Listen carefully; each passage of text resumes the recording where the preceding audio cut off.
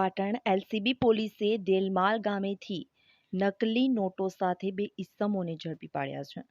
દેલમાલ ગામે શિવાય ઇન્ફોટેક નામની ઝેરોક્સની દુકાનમાંથી 500ના દરની નકલી નોટો સાથે બે ઇસમોને ઝડપી પાડ્યા છે.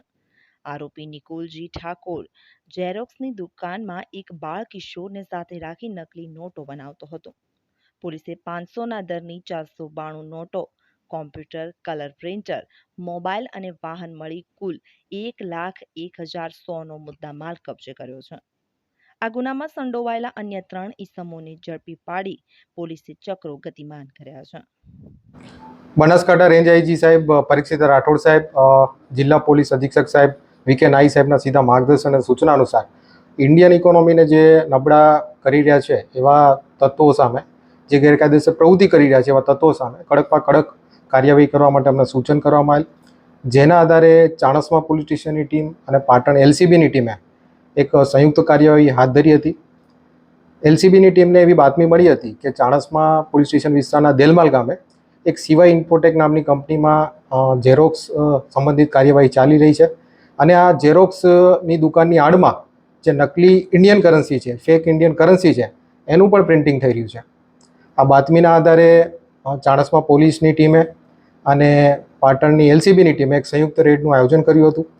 આ રેડ દરમિયાન પંચો અને એફએસએલ અધિકારીને લઈને આ જે શિવાય ઇન્ફોટેક નામની ઝેરોક્સ કંપની છે, આ ઝેરોક્સની દુકાન છે, એની ઉપર રેડ કરતા જે ફેક ઇન્ડિયન કરન્સી નોટ છે એ ઝડપી પાડી હતી. આ ફેક ઇન્ડિયન કરન્સી નોટની વાત કરીએ તો 500ના દરની ભારતીય ચલણની ટોટલ 492 નોટો એલસીબીની ટીમે ત્યાં સ્થળ ઉપર જ સીઝ કરી હતી અને જે આ પ્રિન્ટિંગનું કામ કરતા હતા એવા 2 આરોપીને પણ ઝડપવામાં એલસીબીની ટીમને સફળતા મળી છે.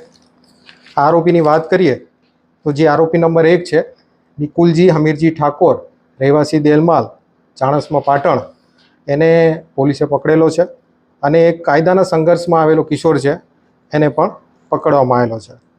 આ જે બંને આરોપીઓ છે એના પ્રાથમિક ઇન્ટ્રોગેશન દરમિયાન જાણવા મળેલું હતું કે આમાંથી જે એક આરોપી છે એ જે તે સમયે દિલ્હીમાં એક આંગડિયા પેઢીમાં કામ કરતો હતો અને ત્યાં એમને અમુક ઇસમો સાથે ઓળખાણ થતાં એમણે ડિમાન્ડ કરેલ કે ભાઈ અમારે ફેક ઇન્ડિયન કરન્સીની જરૂર છે, તો એના આધારે આ આખું પ્રિન્ટિંગનું કામ ચાલુ કરવામાં આવેલું હતું.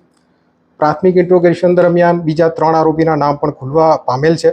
જે આરોપીની વાત કરીએ તો આરોપી નંબર 1 ધીરજ ચૌહાણ, મૂળ રહેવાસી બનાસકાંઠા, હાલ દિલ્હી; કૈલાસ, મૂળ રહેવાસી રાજસ્થાન, હાલ દિલ્હી; પપ્પુ ઠાકોર, હાલ રહેવાસી મંડલોપ.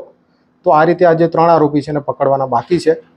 તો આ રીતે પાટણ પોલીસને જે ફેક ઇન્ડિયન કરન્સી નોટ છે એને પકડવામાં સફળતા મળી છે. ટોટલ મુદ્દામાલ કેટલો મળ્યો? કુલ મુદ્દામાલની વાત કરીએ તો 500ના ચલની ટોટલ 492 નોટો સીઝ કરી હતી. જે ટ્રાન્ઝેક્શન છે તેમાં ખાસ તપાસની જરૂર પડશે.